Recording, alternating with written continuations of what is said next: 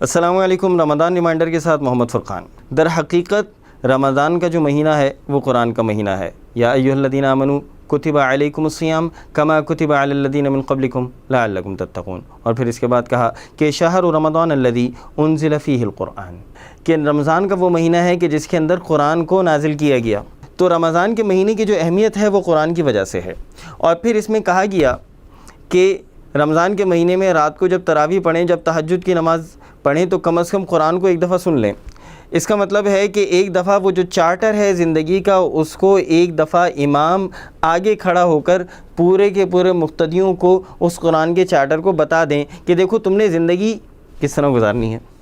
تو میرے بھائی، اس دفعہ رمضان کے مہینے میں آپ لوگ جب قرآن پڑھیں تو یہ اپنے دل کے اندر اپنے ساتھ وعدہ کریں کہ میں اس قرآن کو آج سے سمجھ کر پڑھنے والا بنوں گا، کیونکہ شیطان کا مورچہ یہ ہے کہ وہ چاہتا ہے کہ انسان قرآن پڑھے نہیں۔ اگر وہ پڑھنے لگ جائے تو اسے سمجھنے کی کوشش نہ کرے، اور اگر وہ سمجھنے لگ جائے تو اس کے اوپر عمل نہ کرے۔ تو قرآن کے اوپر عمل پوشیدہ ہے قرآن کو سمجھنے سے۔ آپ تمام لوگوں سے گزارش ہے کہ یہ جو رمضان کا مہینہ ہے در حقیقت قرآن کا مہینہ ہے، تو اس مہینے سے قرآن کو سمجھنے کے لیے اپنے ساتھ ایسا وعدہ کریں کہ یہ جو زندگی ہے میری اور آپ کی وہ بدل جائے، وہ قرآن کے طفیل۔ اللہ تعالی ہمارے دلوں کو قرآن کے نور سے بھر دے۔ السلام علیکم۔